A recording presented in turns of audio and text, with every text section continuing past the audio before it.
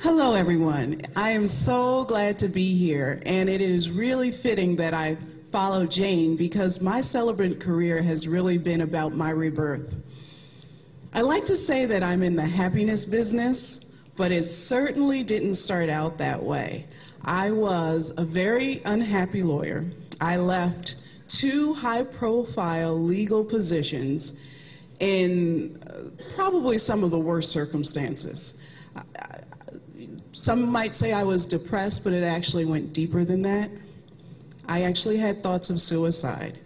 That being a lawyer just didn't work for me. And such a huge investment of time and money and energy, I didn't know what to do next. And so I was just rattling around in my parents' house, and my mother finally convinced me to start going to church.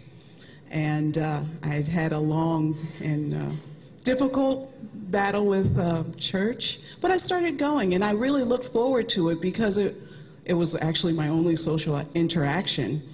And I started to feel better, and I found a sense of peace there, and I joined the choir.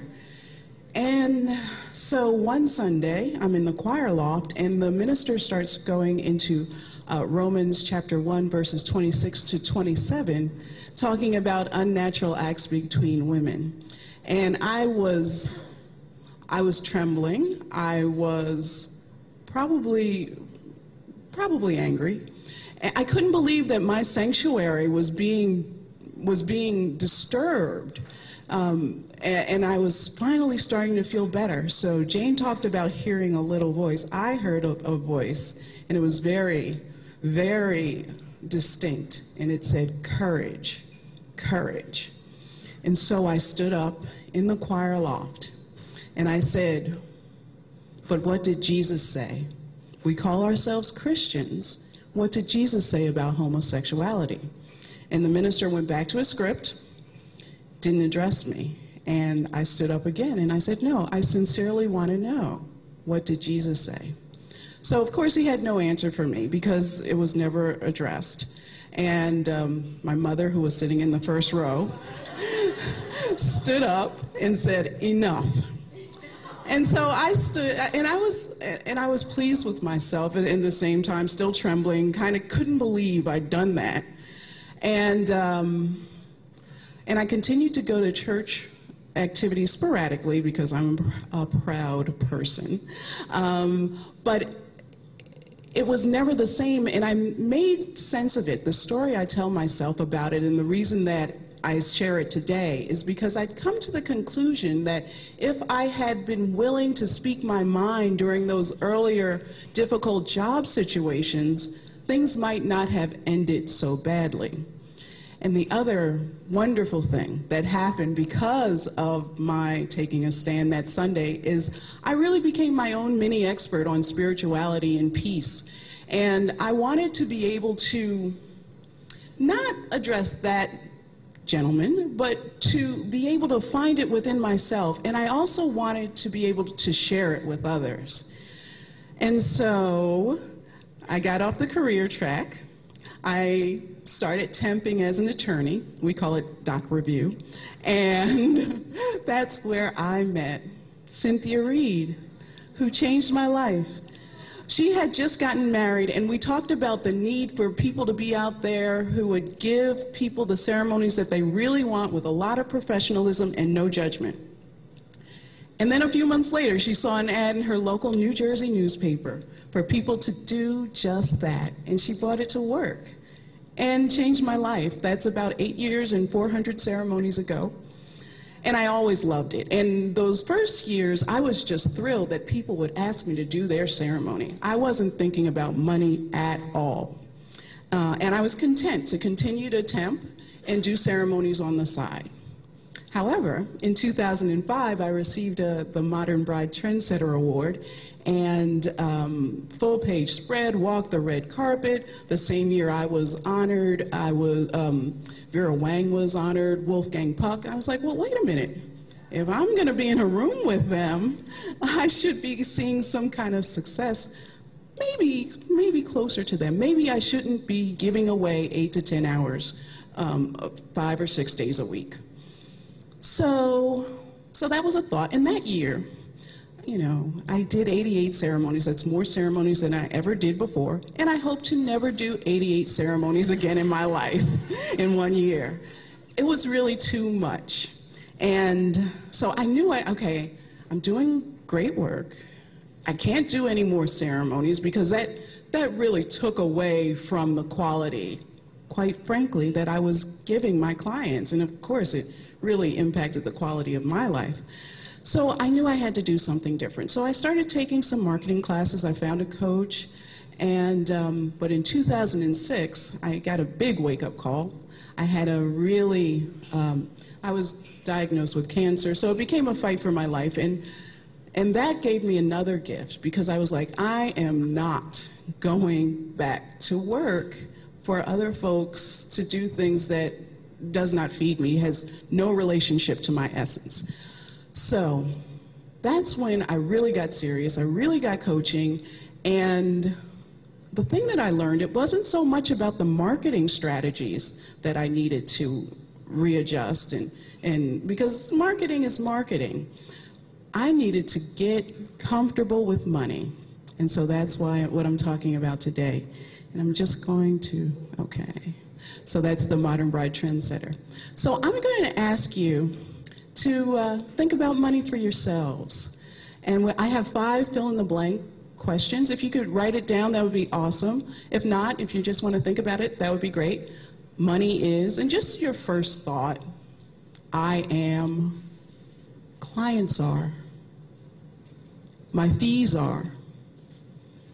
The most important thing to know about my relationship with money is, and if you could just look up when you're done, or that would be wonderful.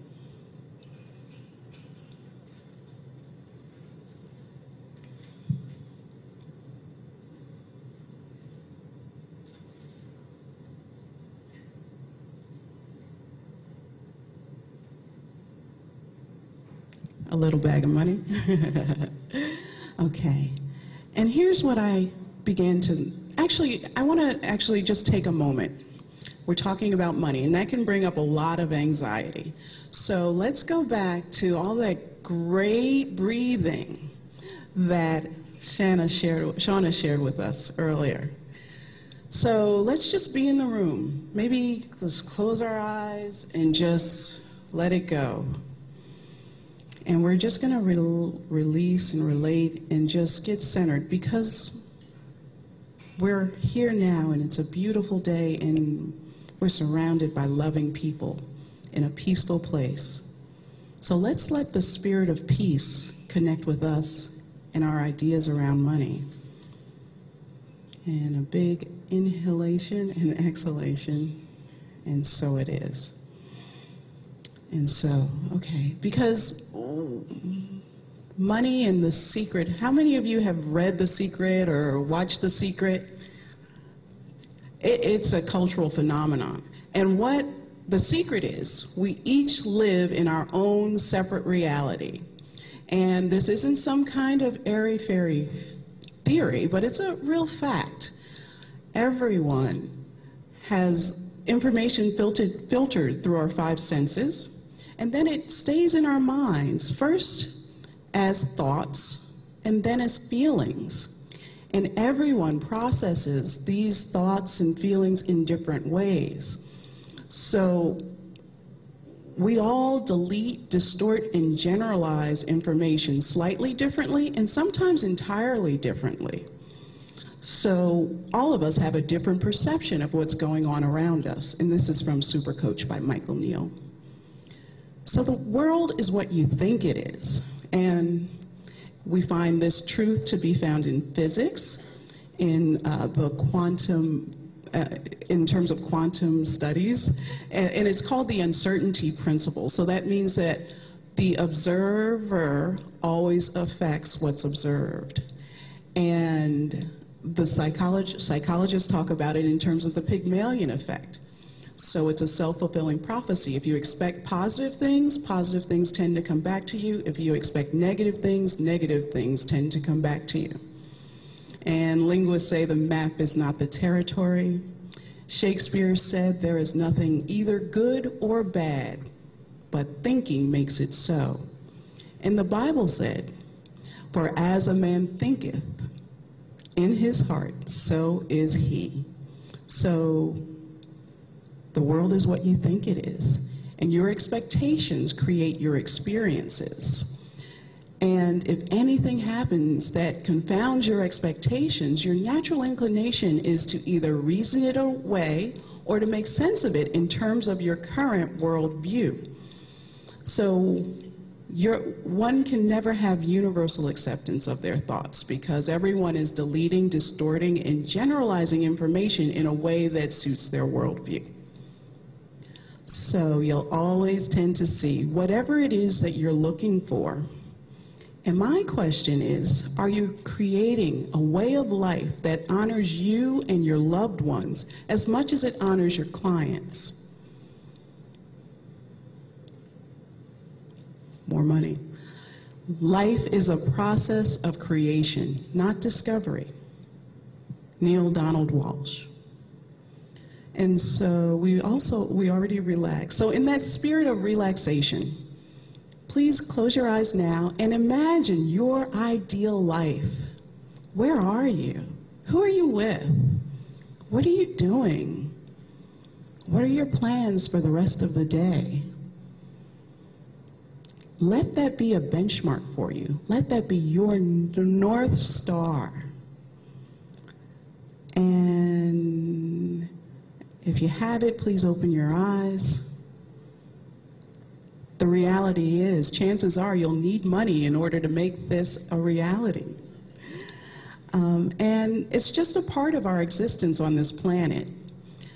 I remember the time I spent hating and resenting money, and can't get that time back. And hating and resenting money is like hating or resenting hammers or computers, any other tool. Money frees time. Money is simply the most generally used counter for measuring the time invested doing or making something. And we value money because to a certain extent it liberates us. It makes us have free time to do in it what we want. And that's Mahali, the author of Flow. I will leave his last name alone. Money is just a tool. It's just a way to have you create that life that you want. It's something that we use to exchange value. It connotes value. And it was created in order to make our lives better. It's a lot easier to carry around little pieces of paper or a piece of plastic than it is to carry a goat around. And so let's let it serve us. And money is not real. The country we haven't been on a gold standard forever. Well, forgive me, for a very long time. And money is neutral. It's not naturally dirty or corrupting any more than paint is dirty or corrupting. It's a tool, a means of accomplishing a task or purpose. Paint, hammers, computers, all of them can be used for good or for ill. And I found that service-oriented people, like most celebrants, tend to have a hard time really charging good money for what we do because it comes from our hearts. And sometimes it breaks my heart when I see websites where people are really just giving themselves away. And the thing is, it ends up going back to those teachings that we learned at our, when we were younger than young, when we were just soaking up information in it.